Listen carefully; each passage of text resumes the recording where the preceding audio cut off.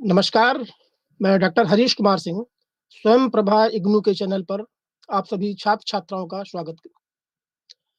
जैसा कि पिछले व्याख्यान में हम लोगों ने देखा था कि किस तरह से इंसान शिकारी संग्रहकर्ता से कृषि पशुपालक तक का सफ़र तय करता है। मैंने हड़प्पा सभ्यता के उत्थान, पतन को भी देखा था, वैदिक संस्कृति को मैंने देखा था, ऋग्वैदिक काल और उत्तर वैदिक काल को देखा था। आज के व्याख्यान का जो मूल विषय वस्तु है, वो है 6ठी शताब्दी ईसा पूर्व का उत्तर भारत और महाजनपदों का उदय और फिर इसके उपरांत हम देखेंगे कि किस तरह से मगध का उत्कर्ष होता है और मगध के उत्कर्ष के साथ ही ईरानी और मकदूनियन आक्रमण के बात को भी हम लोग देखेंगे। तत्पश्चात बौद्ध धर्म और जैन धर्म की विचारधारा किस तरह से उदित होती है और इसका विस्तार कैसे होता है, आज के व्याख्यान का ये मूल विषय वस्तु होगा। तो जैसा कि पूर्व के व्याख्यान में मैंने देखा था कि इंसान कैसे शिकारी संग्रहकर्ता से कृषि पशुपालक तक का सफर तय करता है। मैंने चर्चा करी थी कि पूरा पाषाण काल 20 लाख वर्ष पूर्व करीब शुरू हुआ, मध्य पाषाण काल 8,000 वर्ष पूर्व शुरू हुआ। इन दोनों में इंसान शिकारी संग्रह करता ही था, लेकिन नवपाषाण काल तक आते जाते करीब 5500 बीसी से 3500 बीसी के बीच में इंसान उत्पादक बन गया, उत्पादन करता बन गया, वो पशुपालक बन गया, उसने पहिए का आविष्कार कर लिया, उसने अग्नि का आविष्कार कर लिया। ये इंसान की जिंदगी में मूलभूत परिवर्तन था। नवपाषाण काल के बाद उत्तर भारत में ही हड़प्पा सभ्यता की शुरुआत होती है और हड़प्पा सभ्यता की के बारे में मैंने आपसे बताया था कि किस तरह से 2350 से 1750 ईसा पूर्व के बीच हड़प्पा सभ्यता सप्त सिंधु प्रदेश के आसपास फैलती है। इसमें कुछ नगर थे, कुछ महानगर थे, इनके नगर विन्यास के बारे में मैंने चर्चा किया, इनके शहरी विन्यास के बारे में चर्चा किया, इनके आंतरिक और बाह्य व्यापार के बारे में मैंने चर्चा करा है।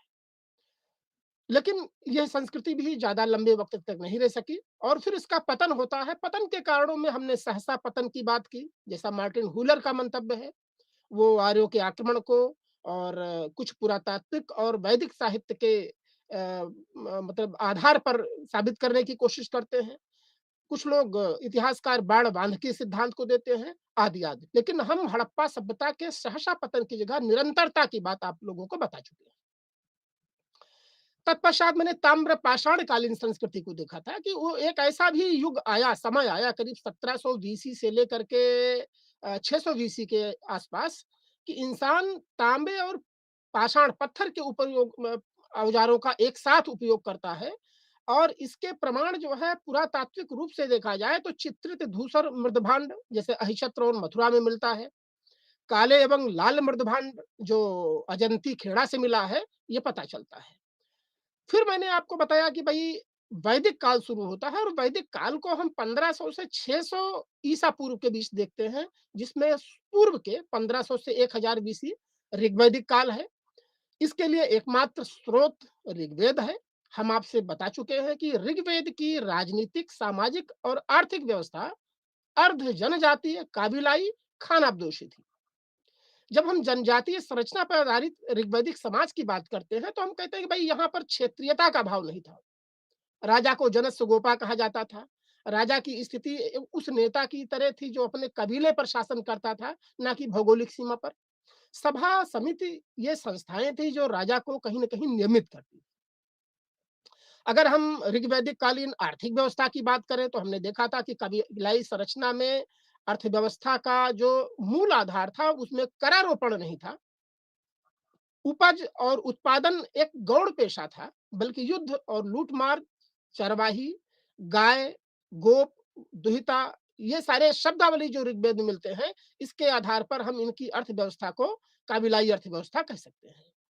समाज पितृसत्तात्मक था, हम चर्चा कर चुके हैं, संयुक्त परिवार की प्रथा थी और पुरुष सूक्त में जो है देखते हैं कि वर्ण व्यवस्था के भी उद्भव के पर्याप्त सबूत मिलते हैं। उपासना का उद्देश्य भौतिक सुख था ऋग्वैदिक कालीन लोगों के, चूंकि समाज जनजातीय आधारित था तो यहाँ पर जो है उनके जो देवता थे प्रकृति की जिन गुत्थियों को ऋग्वैदिक सुलझा सके, उनका दैवीकरण कर दिया। तो इस तरह से हम देखते हैं कि इंद्र को एक सर्वश्रेष्ठ देवता ऋग्वैदिक देव में माना जाता है, उसके बाद इंद्र आते हैं, फिर वरुण आते हैं और उपासना की पद्धतियों में यज्ञ और प्रार्थना 2 ये विधियों की चर्चा मैंने करा है। बड़े-बड़े यज्ञ होते थे, उसमें कर्मकांड होते थे और प्रार्थना की जाती थी, खास करके भौतिक सुखों को श्रेष्ठ पुत्रों की चाह में ऋग्वैदिक आर्य ये करते थे। उत्तर वैदिक आर्य काल तक आते-जाते 1000 से 6600 ईसा पूर्व के बीच आते-जाते इस संरचना में, वैदिक संरचना में भारी बदलाव आया। वो बदलाव ये कि आर्थिक रूप से देखें तो राजा अब क्षेत्रीय भावना से जुड़ने लगा धीरे-धीरे। करारोपण में विस्तार हो रहा है। अस्थायी सेना यद्यप नहीं है, लेकिन तब भी कुछ रत्नियों की बात होती है कि राजा राज्यारोहण के बाद उन रत्नियों को हवि प्रदान करता था। जन आधारित राज था, फिर भी एक क्षेत्रीयता की भावना इसमें आने लगती है।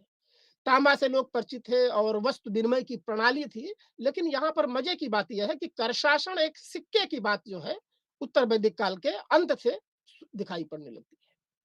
धार्मिक तत्वों में भी हम बदलाव उत्तर वैदिक काल में देखते हैं। जहाँ इंद्र, वरुण, नासत और अग्नि ये ऋग्वैदिक देवता थे, वहीं पर यहाँ पर रुद्र और शिव की पूजा होने रही है, पशुपति देवता की पूजा हो रही है और यज्ञों कर्मकांड में व्यापकता आने लगती है। पणि एक व्यवसाय के रूप में हम देखते हैं। तो पशुपालन शैली से एक अस्थायी कृषि समाज में परिवर्तन इस ऋग्वैदिक उत्तर वैदिक काल की प्रमुख विशेषता थी। अब हम जब इतना पढ़ चुके हैं तो आज हम देखते हैं कि वास्तव में छठी शताब्दी ईसा पूर्व भारत की, उत्तर भारत की वो कौन सी दशा है जिसमें फिर एक मगध का उत्कर्ष हो रहा है, उसके पीछे मूलभूत कारण क्या क्या है। तो हम देखते हैं कि लोहे का इस्तेमाल बड़े पैमाने पर होने लगा है छठी शताब्दी ईसा पूर्व में। और लोहे का इस्तेमाल करना जब इंसान ने सीखा तो उससे सबसे पहले उसने जो है जंगलों को साफ किया, युद्ध में उसका उपयोग किया और अस्त्र शस्त्र में किया, खेती किसानी में लोहे के औजारों का प्रयोग किया तो उत्पादकता बढ़ी। आप देखते हैं कि करीब 700 बीसी के आसपास तक आते आते अयोध्या, कौशाम्बी और श्रावस्ती की बस्तियां प्रकाश में आ गई हैं। चित्रित धूसर मृदभांड जिनकी बात हमने अभी करा है, दरअसल ऊपरी गंगा घाटी में इसके पर्याप्त सबूत मिले हैं और यह इंसान के उस कुंभकारी और मृदभांड बनाने की कला को भी इंगित करता है, जिसमें अपेक्षाकृत पूर्व के वर्षों की अपेक्षा पैनापन है। जबकि हम लाल मृदभांड की बात करते हैं तो काले लाल मृदभांड मध्य गंगा घाटी में पर्याप्त मिले हैं। हम देखते हैं कि छठी शताब्दी की पृष्ठभूमि में एक संगठित व्यापार की शुरुआत हो रही है। संगठित व्यापार के साथ साथ आहत सिक्के यदा कदा हमें मिलते हैं। महाजन वर्ग का उदय हो रहा है जिसमें सूदखोरी जिसको हम कहेंगे। मतलब ये जो खेतिहर बस्तियां थी पूर्व की, ऋग्वैदिक समाज की, उत्तर वैदिक समाज की, वो खेतिहर बस्तियां ही जो है जनपद कहलाई। हम पहले बता चुके हैं कि राजा जो जन था वो अपने कबीले पर शासन करता था, लेकिन जन से जब धीरे धीरे जनपद का विस्तार होने लगा तो ये खेतिहर बस्तियां ही जो है जनपद के रूप में तब्दील होने लगी। छठी शताब्दी बीसी तक एक नए प्रकार की राजनीतिक व्यवस्था का भी अभ्युदय होता है। वो क्या थी? पहले हम जनजाति का मुखिया होता था राजा, कबीले पर शासन करता था, क्षेत्रीयता की अवधारणा नहीं थी। लेकिन अब वो क्षेत्रीयता का एक क्षेत्रीयता की अवधारणा से ओतप्रोत है राजा का कंसेप्ट। राजा के तत्व में दैवीय भावना भी आ रही है। अब राजा के अधीन एक विशाल सेना होने लगी है और वो सेना जो है सिर्फ युद्ध में लूट-मार के बँटवारे पर नहीं, बल्कि वो राज्य के बहुत बड़े हिस्से पर एक शासन प्रशासन भी करने लगी है। यानी छठी शताब्दी ईसा पूर्व में यही खेतिहर बस्तियां जो जन के रूप में थीं, वो जनपद के रूप में तब्दील होने लगी। अब ये क्या था? इसमें महत्वपूर्ण परिवर्तन क्या देखने को मिलते हैं? हम देखते हैं कि परंपरागत रूप से जो है एक नए प्रतिमान उभरते हैं, विधि का प्रारंभ होता है, नगरीकरण की शुरुआत होती है और एक बणिक वर्ग इसमें आ जाता है। अगर छठी शताब्दी ईसा पूर्व की इस परंपरा को हम एक उदाहरण से समझें, तो दरअसल जीवक की कथा के बारे में आप लोगों को जानना चाहिए, बड़ी रोचक है कि पाटलिपुत्र के राजकुमार थे राजगीर के अभय, और वो वन में विचरण कर रहे थे। उनको एक बालक मिला, निराश्रित था, जिसको परित्याग कहते हैं, और अभय उसको ले आए राजपाट घराने में। उसकी शिक्षा-दीक्षा की और उसका नाम जो है जीवक रख दिया। अब पता चला कि उसी विवरण में ये पता चलता है कि जीवक जब बड़ा हुआ तो उसने स्वयं निर्णय किया कि मुझे वैद्य बनना चाहिए। आयुर्वेद सीखने के लिए अभय ने उसको तक्षशिला भेजा। तक्षशिला वो जाता है और वहाँ पर आयुर्वेद की विद्या को बहुत बेहतरीन ढंग से सीखता है।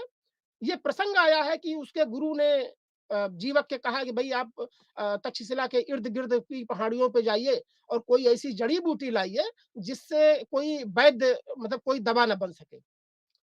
रोचक प्रसंग है। तो जीवक जब वापस आता है तो कहता है गुरुजी कोई जड़ी-बूटी इस तरह से हमें जो है नहीं मिली जिससे मतलब आयुर्वेद की दवा ना बन सके। मसलन उसका कहना है कि प्रकृति की संपूर्ण जो चीज़ें हैं वो पौधे हैं, उनसे कोई न कोई जड़ी-बूटी ज़रूर बन सकती है।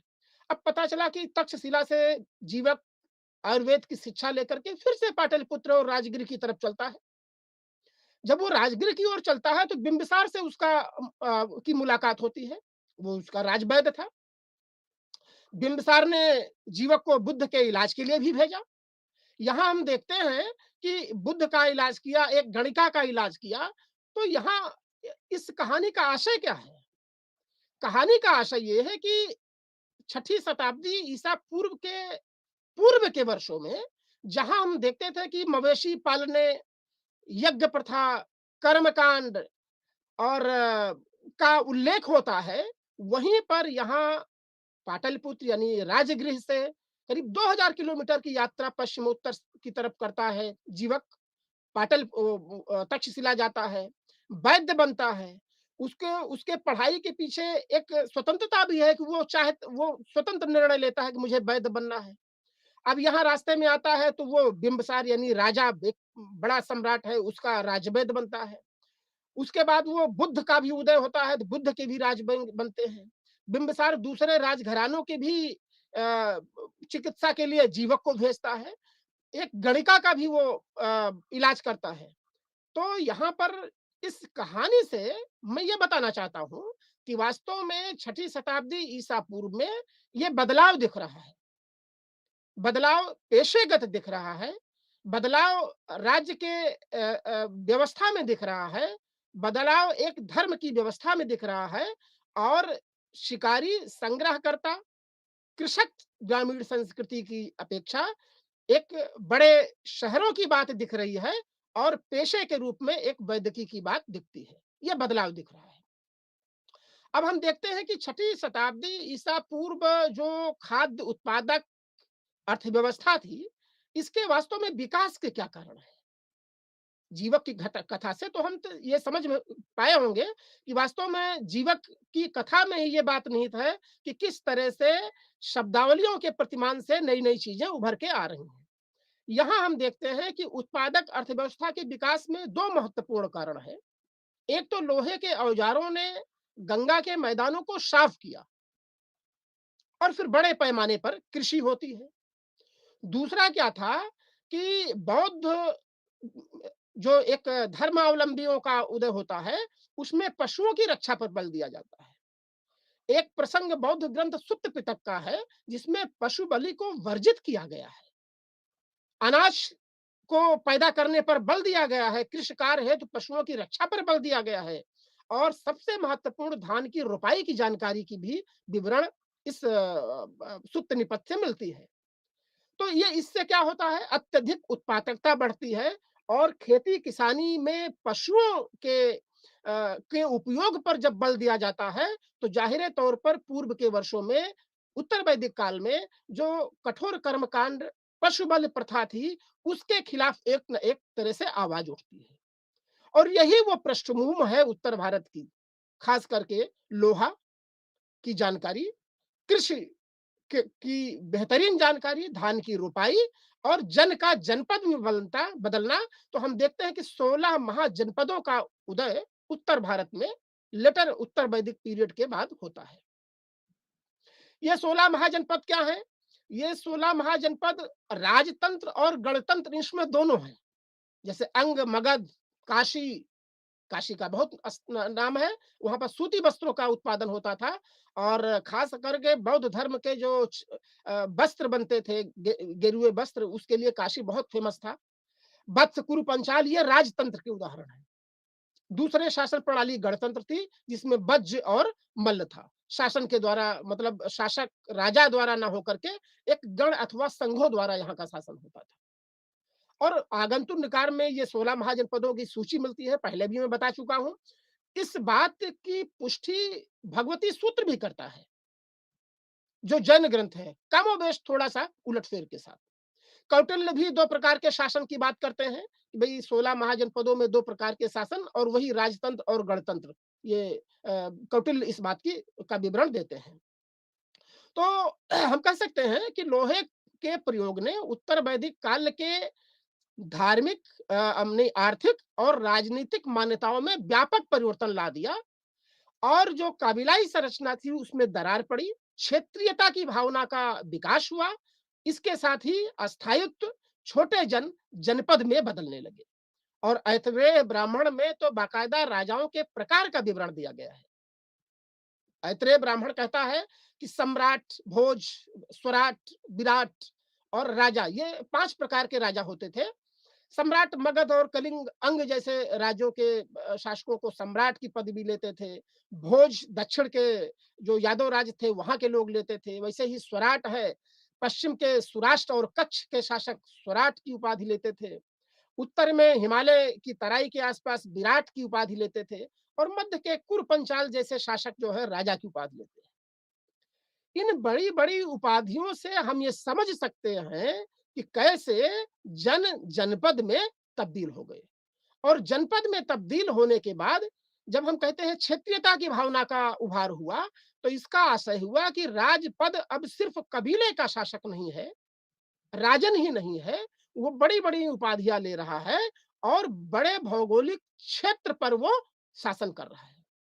शासन ही नहीं कर रहा है, बल्कि वहाँ की उत्पादकता का एक अहम हिस्सा करारोपण प्रणाली के तहत वो अर्जित करता है और इस अधिशेष से अपनी सेना मजबूत करता है और पड़ोसी राज्यों को जीतने का भी प्रयास करता है।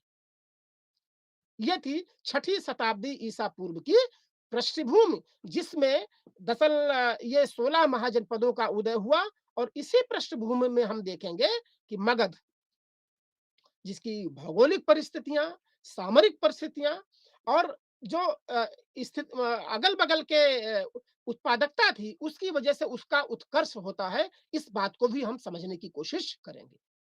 करीब 544 से 412 ईसा पूर्व के आसपास मगध, जिसकी राजधानी प्रारंभिक रूप से राजगृह थी, उसका विवरण हमें देखने को मिलता है। बिंबसार एक पहला शासक था जिसने जो है मगध के उत्कर्ष को अस्थायित्व प्रदान किया।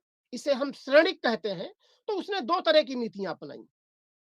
आप देखेंगे कि मगध के उत्कर्ष में बिंबसार, अजातशत्रु और उदयन, ये 3 शासकों का नाम आता है, जो एक तरह से 16 महाजनपदों की इसी पृष्ठभूमि में मगध को एक प्रमुख राज्य बना देते हैं। वो कहीं न कहीं अन्य 16 महाजनपदों को मगध की छतरी के नीचे ला लेते हैं। तो उसके पीछे लोहे का आविष्कार, कृषि प्रणाली में व्यापकता, अस्थायित्व, राजा का क्षेत्रीयता की भावना का उदय होना, ये आदि-आदि चीज़ें आती हैं। हम चर्चा कर रहे थे कि बिंबसार मगध के उत्कर्ष का एक प्रमुख सोपान है। वो वैवाहिक संबंधों से मगध को अन्य 16 महाजनपदों में सर्वश्रेष्ठ राष्ट्र बनाने का प्रयास करता है। अब वो वैवाहिक संबंध, जैसे लक्षवी शासक चेटक की बहन चेलना से विवाह करता है, ये उसकी रणनीति थी। और ये रणनीति जो है इसी तरह से कौशल नरेश प्रसन्नजीत से की बहन कौशला देवी से विवाह करता है और काशी को बताते हैं दहेज में प्राप्त किया। बिंबसार ने भद्र राजकुमारी क्षेमा से विवाह किया। अवंती नरेश प्रदोत्त को चिकित्सा सुविधा पहुंचाया। प्रदोत्त की चिकित्सा के लिए बिंबसार जीवक को भेजता है। आप देखिए कि मगध के उत्कर्ष के बहाने उसकी ये नीतियां कितनी कारगर हैं। और आप बाद के अगर राजाओं को भी देखें तो आप समुद्रगुप्त की बात करिए, तो दक्षिण के राजाओं को पराजित करके वो किस तरह से ग्रहण मोक्षानुग्रह धरणबंध की उपाधि लेता है और उनकी पुत्रियों से शादी करके वैवाहिक संबंध लेकर के नजराना प्राप्त करता है। मध्यकालीन भी ऐसे ही संबंधों से भरा पड़ा है। तो यह दूरदृष्टता थी बिंबिसार की कि उसने वैवाहिक संबंधों से मगध को एक श्रेष्ठ राज्य बनाया। अब बात करते हैं अजातशत्रु की। अजातशत्रु बिंबिसार का पुत्र था और ब्राह्मण ग्रंथ उसको कुणिक बोलते हैं।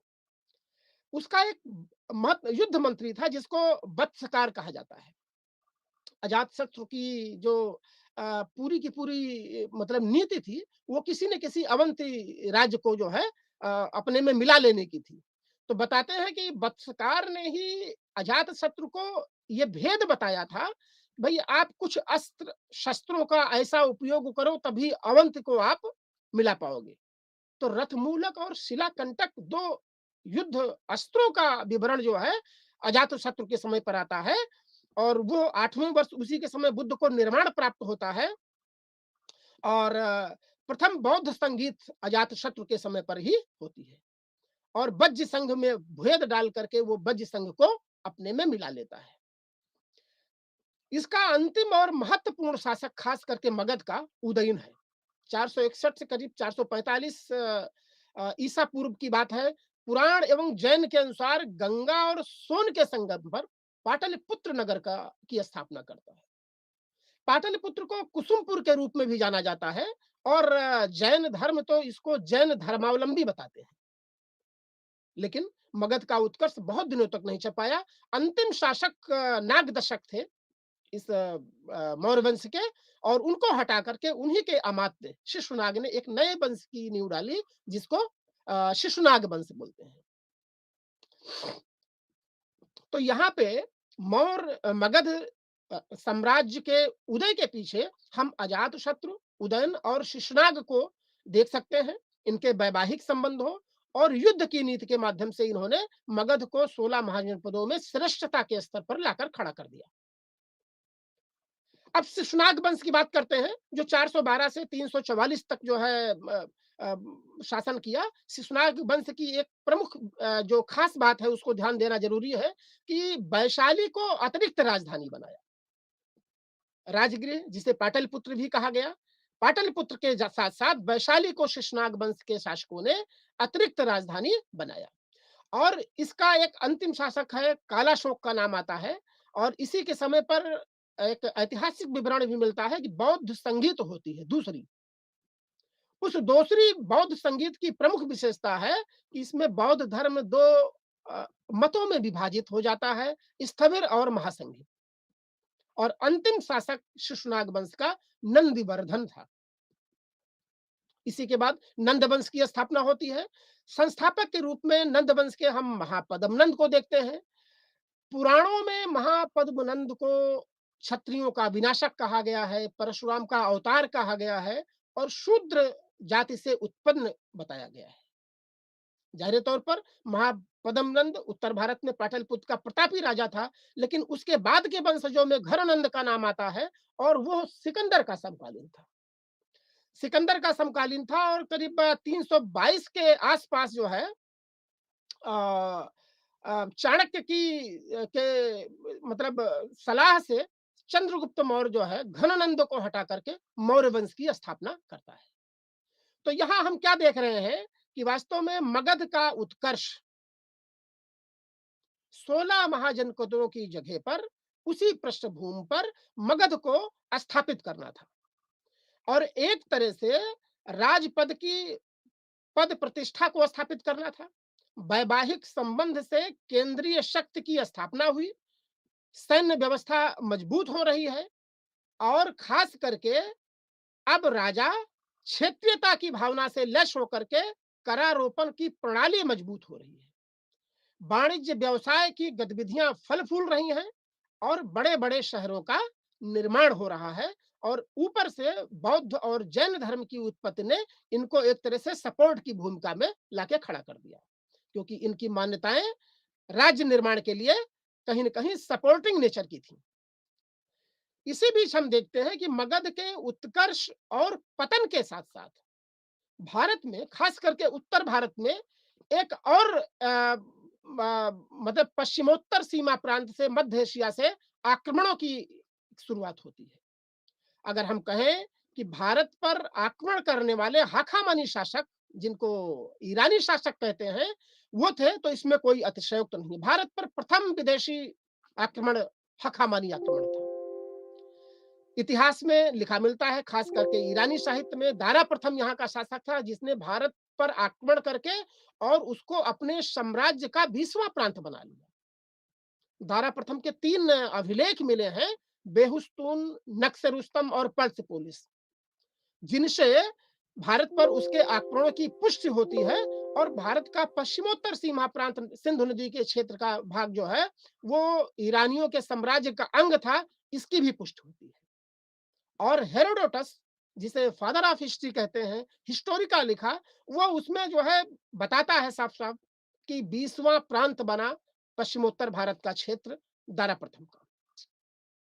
दारा प्रथम के बाद दारा तृतीय ईरानी शासक था और इसी के समकालीन सिकंदर था। सिकंदर ने दारा तृतीय के ईरानी यानी हखामानी साम्राज्य पर करीब 331 ईसा पूर्व के आसपास आक्रमण किया और उर्वेला के युद्ध में हखामानी सम्राट दारा थर्ड को पराजित किया। जैसा कि हम जानते हैं कि दारा हखामानी साम्राज्य का एक भाग पश्चिमोत्तर भारत था और जब हखामानी साम्राज्य सम्राट मकदूनियन सम्राट, जिसको अलेक्जेंडर द ग्रेट कहते हैं, उससे उर्वेला के युद्ध में पराजित हो गया, तो भारत भी उसके मकदूनियन साम्राज्य के सीधे संपर्क में आ गया। यहाँ हमें ये बात जरूर ध्यान दे लेना होगा कि वास्तव में ईरानियों के संपर्क से भारत में क्या प्रभाव पड़ा, भारत के संदर्भ में क्या प्रभाव पड़ा। तो हम देख सकते हैं कि समुद्री मार्ग की एक तरह से व्यापारिक वृद्धि ईरानियों के संसर्ग से होती है। पश्चिमोत्तर में दाईं से बाईं ओर लिखने वाली खरोष्टी लिपि की बात सामने आती है। आरमाइक लिपि जो ईरानी ही लिपि है, उससे भी भारतीय परिचित होती हैं। और सबसे महत्वपूर्ण, अभिलेख लिखने की प्रथा वास्तव में ईरानी साम्राज्य का भारतीय साम्राज्य से संपर्कों का प्रभाव है।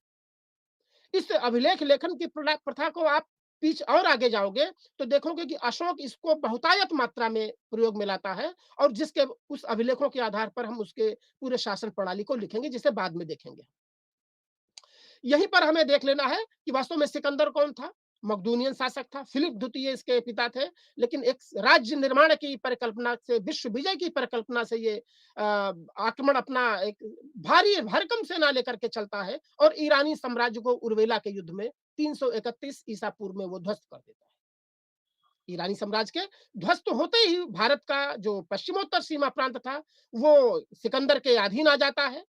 आगे और वो बढ़ता है तो 326 के आसपास, ईसा पूर्व के आसपास, हिंदू कुश पर्वत को पार करता है वो। तक्षशिला का उस समय का शासक था अम्भी, जिसने उसकी अधीनता स्वीकार कर लिया। कायरता थी उसकी, जिसको भारतीय इतिहास में बहुत महत्वपूर्ण स्थान नहीं दिया जाता है। लेकिन जैसे ही वो आगे बढ़ता है तो पोरस एक महान राजा था जिसने युद्ध का निर्णय लिया। और बताते हैं कि 326 के आसपास वितस्ता का युद्ध होता है, जिसे हार्डिस्पीच का युद्ध कहते हैं। इसमें पोरस बहादुरी से लड़ा, लेकिन वो पराजित हुआ। और फिर कुछ यूनानी लेखकों ने लिखा कि सिकंदर ने पोरस से मित्रता कर ली और उसके राज्यों को वापस कर लिया, उसकी कुछ ईमानदारी से प्रेरित होकर के। लेकिन इस बात को स्वीकार करना कठिन है। वास्तव में सिकंदर जब भारत में पोरस से युद्ध लड़ रहा था तो उसको संघर्ष करना पड़ा। और बाद में देखेंगे कि अगर ब्यास नदी के किनारे वो जो है निकैया और बहुकेफला जैसे 2 शहरों की स्थापना करता है और सिकंदर की स्वयं की सेनाएं भारत में और अंदर जाने को प्रविष्ट नहीं थी, मना कर रही थी, उनका साहस नहीं था। तो सिकंदर ने यज्ञ वेदियां बना करके, पूजा करके और फिर वहीं से बेबीलोन की तरफ प्रस्थान करता है, जहां जाकर के वो उसका अंत होता है और अपने कुछ क्षत्रपों को वो भारत छोड़ जाता है। यहाँ देखने की बात है कि सिकंदर के आक्रमणों का भारत पर क्या प्रभाव पड़ता है। तो हम कह सकते हैं कि सिकंदर के आक्रमणों का भारत पर जो सर्वाधिक महत्वपूर्ण प्रभाव पड़ा, वो था एक छत्र प्रणाली की शुरुआत होती है, मुद्रा निर्माण की कला की शुरुआत होती है और गंधार कला शैली, जिसको बाद में कनिष्क ने मतलब प्रश्रय दिया, बुद्ध की मूर्तियाँ उसमें बनती हैं, इन शैली का भी विकास यहाँ पर होता है। सिकंदर के आक्रमणों का एक प्रकारांतर से अपरोक्ष प्रभाव हम देख सकते हैं कि उत्तर भारत के उन तमाम क्षेत्रों को जीतने के बाद कुछ क्षत्रपियों में उसने संगठित किया। तो कहने का मतलब उत्तर भारत की एकता में भी उसके हम इस प्रयासों को प्रकारांतर से देख सकते हैं। ये स्थिति जो है ईरानी और मकदूनियन आक्रमण के बाद यहाँ पर हुई है। तो अब हम लोग इसके बाद एक महत्वपूर्ण विषय विचारधारा बौद्ध और जैन की विचारधारा पर चर्चा करेंगे। अभी मैंने आपसे देखा कि वास्तव में छठी शताब्दी ईसा पूर्व में किस तरह से जन जनपद में बदल रहे थे और इसके पीछे जो दो मूलभूत कारण थे वो ये थे कि वास्तव में लोहे की जानकारी का पता चल गया था और पता ही नहीं चल गया था बल्कि लौह अयस्कों का उपयोग जंगलों को साफ करने और कृषि में हल के रूप में भी होने लगा था। तत्पश्चात इसको अस्त्र शस्त्र के रूप में भी उपयोग में लाया जाने लगा। रोपाई की प्रणाली शुरुआत हो गई थी और इसी पृष्ठभूमि में उत्तर भारत में खास करके मगध की एरिया में जहां पर बहुतायत में लोहे की खदानें हैं, हम कह सकते हैं कि मगध के उत्कर्ष के पीछे ये पृष्ठभूमि ही थी और ऊपर से इस पृष्ठभूमि को एक विचारधारा के रूप में सपोर्ट करने के लिए एक नवीन विचारधारा का उदय हुआ जिसे हम बौद्ध और जैन कह सकते हैं। हम कह सकते हैं कि बौद्ध और जैन एक अवैधिक विचारधारा थी और अगर इसके उत्तरदायी कारणों को अगर देखने की कोशिश करें तो हम देखते हैं कि बुद्ध एवं महावीर एक तरह से कर्मकांड, बलि प्रथा और पशु बल की जगह पर इस बात पर चिंतित दिखते हैं कि भाई किस प्रकार से मानव सुखों का समाधान खोजना है, हमें सभी मनुष्यों का कल्याण करना है, मुख्य धारा में सभी लोगों को लेके आना है। वर्ण व्यवस्था जो मतलब जाति पर आधारित हो रही थी, यज्ञ कांड, पशुपल बल की प्रथा, इनकी जगह पर हमें देखना है कि कृषि में उत्पादकता कैसे बढ़े, इस पर विचार करना है। तो इस समय तक वैदिक धर्म पद्धति जो जटिल हो गई थी वो महत्वहीन हो गई। बलि और यज्ञ बड़े पैमाने पर हो रहे थे, ब्राह्मण समुदाय का प्रभुत्व बढ़ रहा था, सांस्कृतिक और आर्थिक परिस्थितियों की सामाजिक समुदायों के उद्भव में मदद कैसे हो रही, इसे देखने की जरूरत है। तो प्रचलित मान्यताओं की आलोचना बुद्ध से पूर्व मक्खल गोदास और कुछ भौतिकवादी पंथों ने किया था, चारवाक का भी नाम आता है। लेकिन बुद्ध और जैन ने वैदिक मान्यताओं पर कुठाराघात किया। वो कुठाराघात क्या था? उन्होंने वैदिक वर्ण व्यवस्था के सिद्धांत को सिरे से नकार दिया, जाति व्यवस्था को सिरे से नकार दिया, ब्राह्मणों की सर्वोच्चता पर प्रहार किया और सभी जाति लिंग के लोग धम्म में आ सकते हैं, ऐसा बुद्ध ने एक तरह से अपने सिद्धांत में समावेश किया। तो महात्मा बुद्ध का उदय एक तरह से छठी शताब्दी ईसा पूर्व में एक तरह से सामाजिक क्रांति का एक सोपान है। और हम देखते हैं कि बुद्ध ने जो शिक्षाएं दी, जिसने उस कठोर वैदिक व्यवस्था जटिलता के खिलाफ एक नए सामाजिक समीकरण को जन्म दिया, उसके उनकी शिक्षाओं में जो मूल था वो चार आर्य सत्य है। बुद्ध ने, जैसा कि हम जानते हैं कि वो खुद राजघराने में पैदा हुए थे, लेकिन वास्तव में सांसारिकता में उनका मन लगा नहीं और सुख और की खोज में वो जंगलों में निकल गए, राजपाट सब छोड़ करके। और कठोर तपस्या के बाद जब उनको ज्ञान प्राप्त हुआ, जिसको धम्र चक्र प्रवर्तन कहते हैं, तो उन्होंने आकर के सारनाथ में अपना पहला उपदेश दिया और उनके मूलभूत शिक्षाओं में चार आर्य सत्य है। ये चार आर्य सत्य क्या है? दुख है, पहला आर्य सत्य है कि संपूर्ण संसार दुखमय है। दूसरा आर्य सत्य है कि दुख समुदाय दुख का कारण है। तीसरा है कि दुख को दूर किया जा सकता है। चतुर्थ आर्य सत्य है कि दुख दूर करने का उपाय है, जिसके लिए अष्टांग मार्ग की बात की गई है।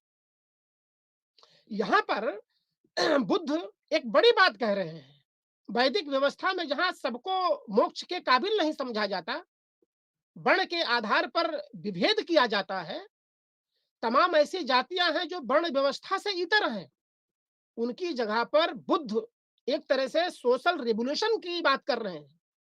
वो सभी व्यक्तियों को, समाज के सभी वर्णों को धम्म में शामिल होने की बात करते हैं।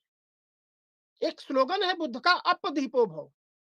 अपने प्रयास से कोई भी मोक्ष प्राप्त कर सकता है। वैदिक वांग्मय में गुरु की आवश्यकता है। अहिंसा का अनुसरण बुद्ध कर रहे हैं। प्रेम की भावना पर बल दिया जा रहा है। और सबसे बढ़कर एक मध्यम मार्ग का अनुसरण बुद्ध करने की बात करते हैं। वो मध्यम मार्ग क्या है?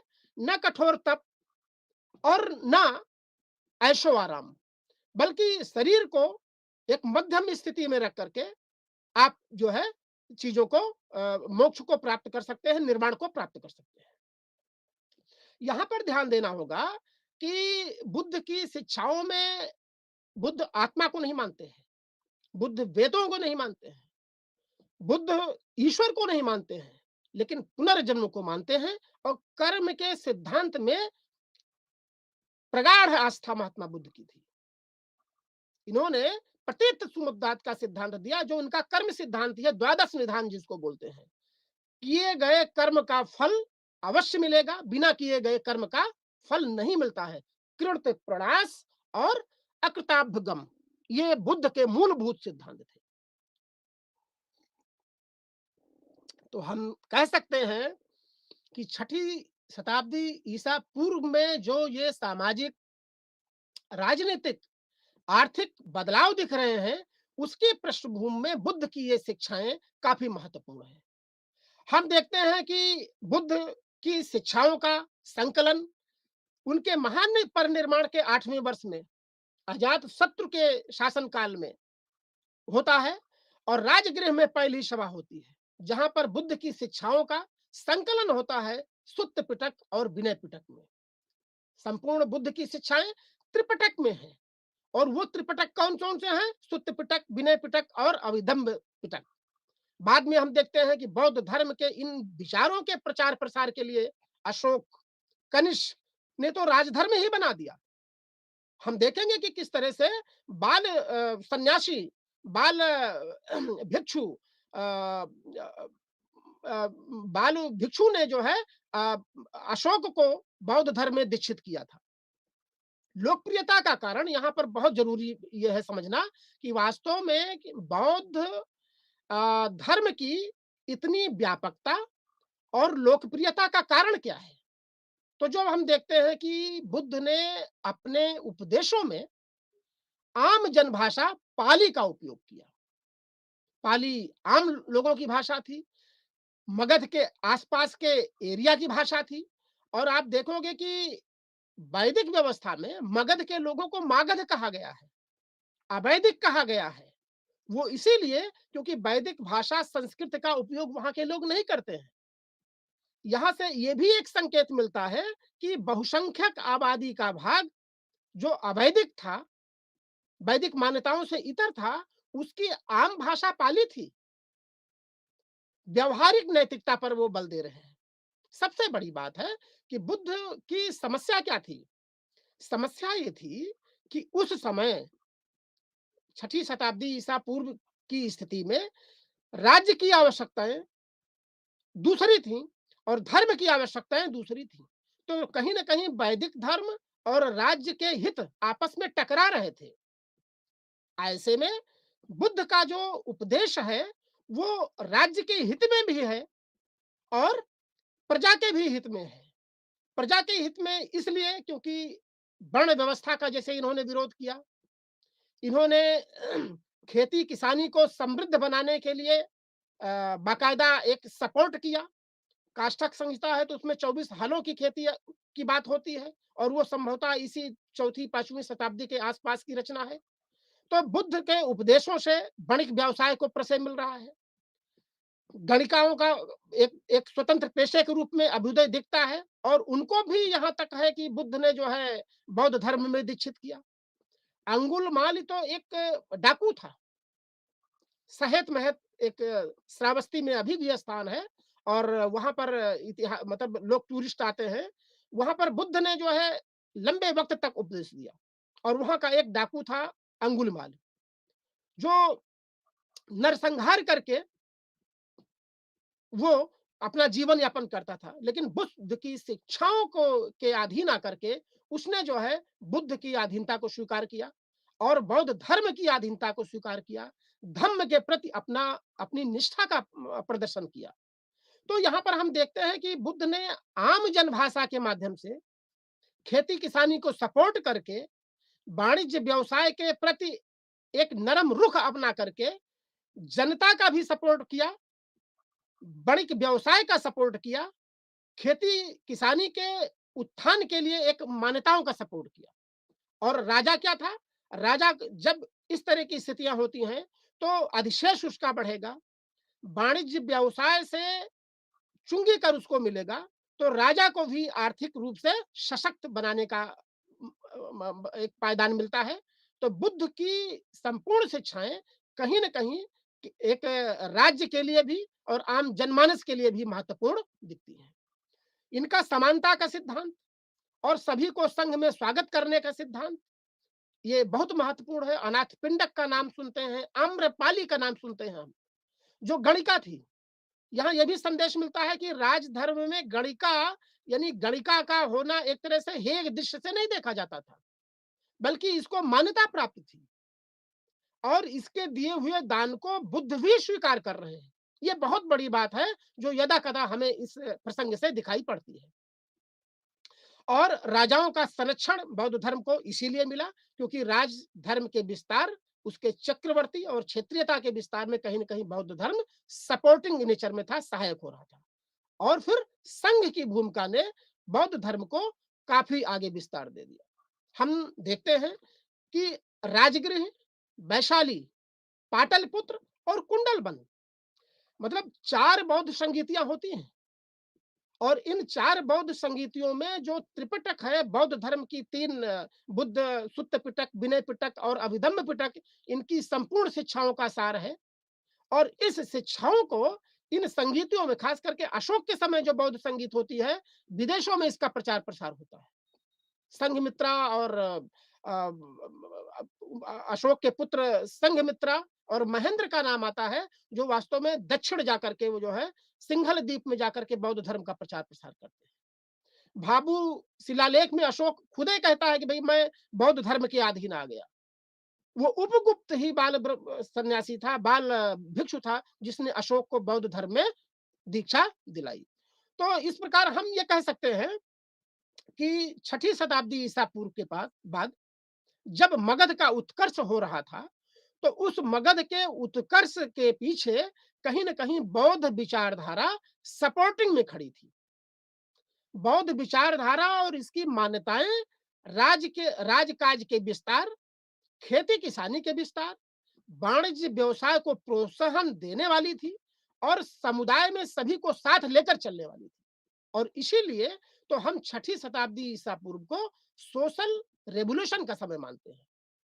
बुद्ध को हम प्रथम सामाजिक सुधारक के रूप में देख सकते हैं, जिन्होंने जटिल कर्मकांड, पशु बलि प्रथा, वैदिक उत्तर वैदिक काल की तमाम प्रथाएं जो समय और काल के लिए समीचीन नहीं थी, उन पर प्रहार किया और एक नई विचारधारा का उदय हुआ, जिसको हम अवैदिक विचारधारा कहते हैं। अब हम देखते हैं कि बुद्ध के साथ साथ ही जैन धर्म का भी विकास होता है और ये जैन धर्म के विचारधारा के जो प्रणेता थे, महावीर आते हैं। 23 जो इनके प्रवर्तक थे पूर्व में, इनकी ऐतिहासिकता के प्राप्त प्रमाण हैं। अंग और उपांग ये जैन धर्म के महत्वपूर्ण ग्रंथ हैं। वल्लभी और पाटलिपुत्र की जो जैन धर्म की संगीतियां हुई हैं, उनमें खास करके जैन विचारधारा को लिपिबद्ध किया गया। अब हम देखते हैं कि बुद्ध की शिक्षाओं में पंच महाव्रत हैं, सत्य, अहिंसा, अस्तेय, अपरिग्रह और ब्रह्मचर्य को महावीर ने जोड़ा था। महावीर उपासना के पास विजेता कहलाए, उनको जिन कहते हैं। जैन धर्म में संन्यास मोक्ष को कैवल्य कहा गया है। ज्ञान के सिद्धांत को स्याद्वाद की विचारधारा से यहाँ पर जोड़ा गया है। जैन ही कहते हैं कि किसी भी वस्तु को हम देखते हैं, एक उदाहरण मिलता है खास करके जैन ग्रंथों में कि भई सच्चा ज्ञान क्या है? तो सच्चे ज्ञान की परिभाषा में कहते हैं कि जैसे 7 अंधे हैं और वो किसी हाथी को देखते हैं आँख मूंद करके, तो जो पेट को देखता है कहता है हाथी ढोल जैसा है, कान को देखता है तो कहता है सूप जैसा है, खम पैरों को देखता है तो वो कहता है खंभों जैसा है। तो जैन धर्म की जो विचारधारा ज्ञान की है, वो कहती है कि समस्त ज्ञान एकांगी है। इन एकांगी ज्ञान को नय कहा जाता है। तो जब हमें एक समय में, एक काल में एकांगी ज्ञान ही प्राप्त होता है, तो हम ये कहें कि संपूर्ण जो ज्ञान है मेरा ही सत्य है, वो उचित नहीं है। इसलिए अपने ज्ञान के पहले स्याद लगा देना चाहिए। उसको शायद कहते हैं। तो ज्ञान की सिद्धांत की विचारधारा इनकी हुई स्यादवाद, जिसमें कहते हैं स्याद है, शायद है, शायद नहीं है और शायद अनिश्चित। और इनको मिलाकर के शायद अशिता नाशिता, शायद नाशिता अचिता, शायद अशिता, शायद अस्ति, शायद नास्ति, कुल मिलाकर के 7 तरह की विचारधारा। तो जैन धर्म की जो ज्ञान की विचारधारा है, उसका मूल्य है कि प्रत्येक व्यक्ति का आंशिक ज्ञान है, तो पूर्णता के ज्ञान का दावा नहीं कर सकता। पूर्णता के ज्ञान का दावा केवल ही कर सकता है जो कठोर तप तपस्या से सूक्ष्म चीजों को भी देख सकने में सक्षम हो सकते हैं, त्रिकाल चीजों को देख सकते हैं। ऐसे ज्ञान केवल केवल ही को होता है। तो जैन धर्म भी एक तरह से समानता क्या है कि एक तरह से सोशल रेवोल्यूशन में जैन धर्म की भी अहम भूमिका है। समानता की बात ये भी करते हैं, ब्राह्मण के सर्वोच्चता के सिद्धांत को नकारते हैं। अवैदिक धर्म है ये, वेदों से अलग इतर धर्म है। और कुल मिलाकर के जैन धर्म में भी सभी वर्ग के लोग जैन धर्म को स्वीकार कर सकते हैं। लेकिन ये अपनी अहिंसक अतिवादिता के कारण बहुत ज्यादा पॉपुलर नहीं हो पाया। ये सूर्यास्त के बाद चलना फिरना, भोजन करना इसलिए नहीं करते क्योंकि इससे जीव हत्या होगी। तो अहिंसा इनका एक प्रमुख सिद्धांत है, जिसको ये मूल में रखते हैं। और आज हम देखते हैं कि जैन धर्म के आज भी कुछ प्रमुख केंद्र हैं। सौराष्ट्र में देखते हैं हम, और दक्षिण में देखते हैं, और पूर्वोत्तर भारत में देखते हैं, उत्तर भारत में देखते हैं। अभी भी जैन धर्म अपनी इस स्थिति में विद्यमान है, जहां पर हीनयान और महायान के लोग जो है जैन धर्म की शिक्षाओं को आगे बढ़ा रहे हैं। तो कुल मिलाकर के हम ये देखते हैं कि भाई जैन धर्म और बौद्ध धर्म ये उस समय की परिस्थितियों की उपज है। परिस्थितियों की उपज कैसे कह सकते हैं? हम ये कह सकते हैं कि एक तरफ जो वैदिक मान्यताएं थीं वो प्रासंगिक नहीं रह गई थी।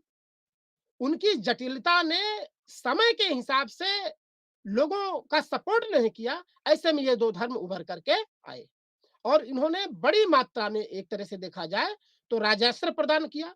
और इनकी वजह से जहां जहां बुद्ध गए, जहां जहां जैन गए, वो बड़े बड़े शहरों में तब्दील हो गए। इतिहासकारों ने इस बौद्ध जैन और जैन धर्म के उदय को सेकंड अर्बनाइजेशन से जोड़ा है। इसे हम द्वितीय शहरीकरण कह सकते हैं। पहला शहरीकरण इंडस वैली, द्वितीय शहरीकरण ये 6ठी शताब्दी ईसा पूर्व के ये जो जनपद में बदले। इसके पीछे बुद्ध की शिक्षाएं और बुद्ध के आवागमन और इनका जो प्रचार प्रसार था, यह भी काफी महत्वपूर्ण है। और फिर तीसरा शहरीकरण तुर्कों के आक्रमण के बाद दिल्ली जैसे बड़े बड़े शहरों का उदय होता है, ये हम देखते हैं।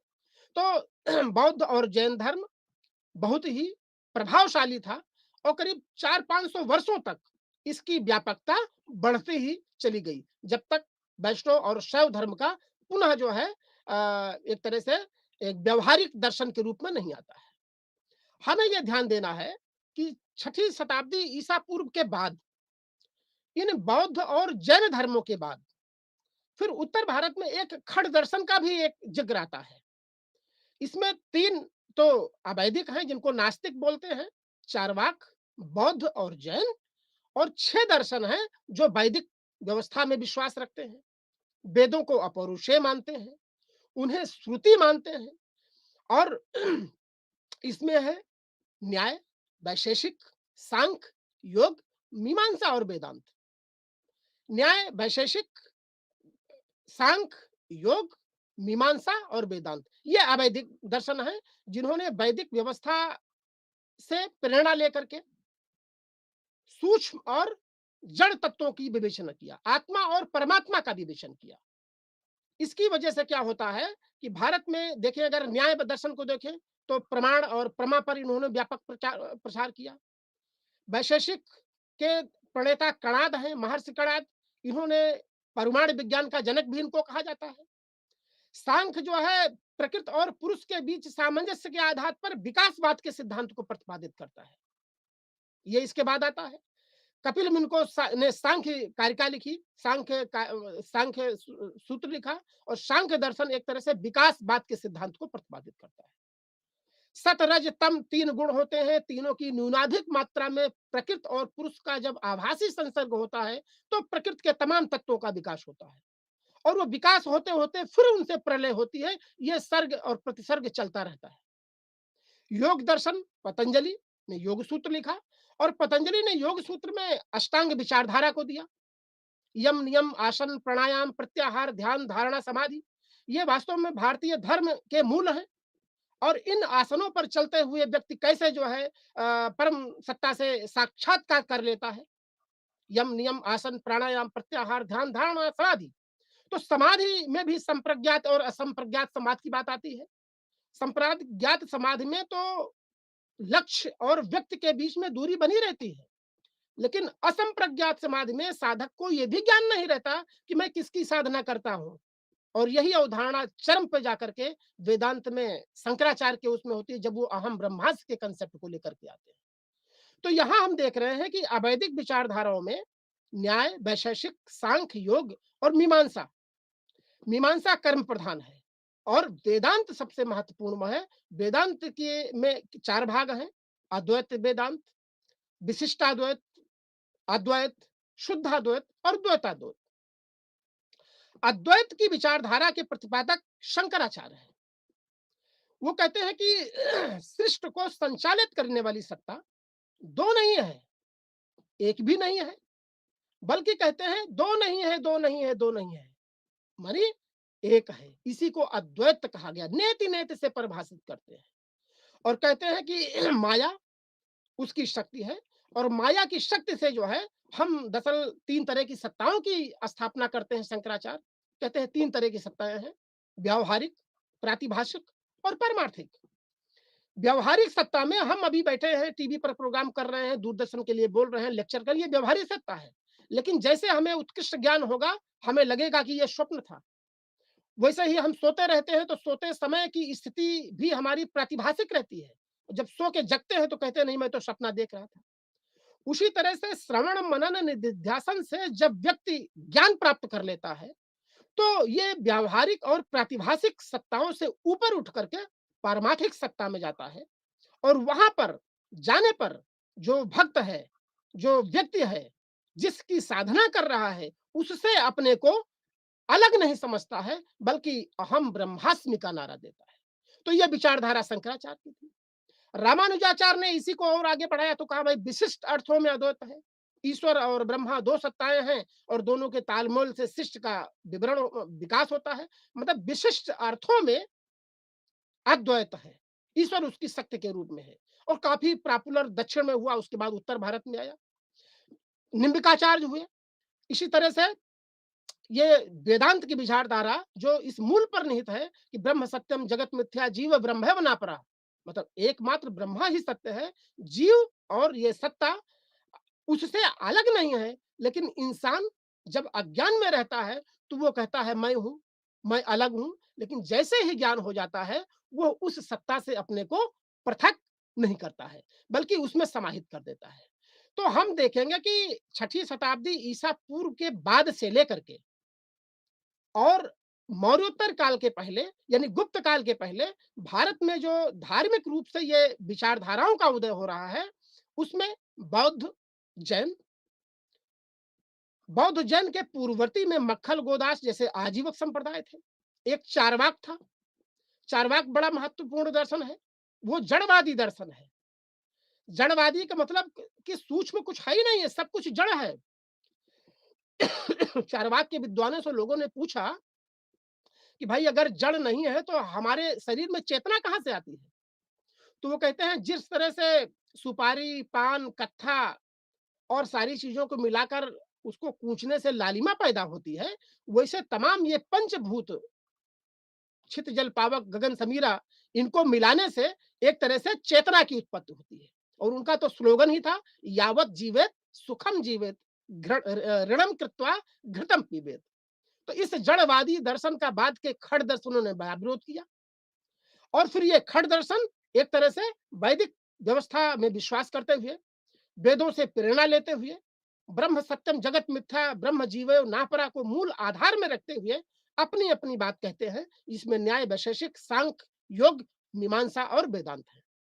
तो इस प्रकार से हम देखते हैं कि वास्तव में छठी शताब्दी ईसा पूर्व के लिए के लिए जो परिवर्तनकारी कारण है उसमें एक तो बात यह है कि वैदिक वांगमय यानी वैदिक व्यवस्था के प्रति लोगों में रोष है। और वो वैदिक व्यवस्था क्या थी? कर्मकांड और प्रार्थना की स्तुतियां की जो विधियां थी उसमें आडंबर बढ़ता चला जा रहा।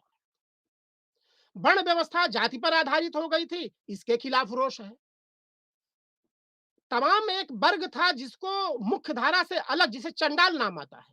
एक प्रसंग बौद्ध ग्रंथों में आता है कि एक व्यापारी की पुत्री जो है अपने आंखों को इसलिए दोबारा धोती है कि उसने एक चंडाल को देख लिया तो वो अपवित्र हो गई।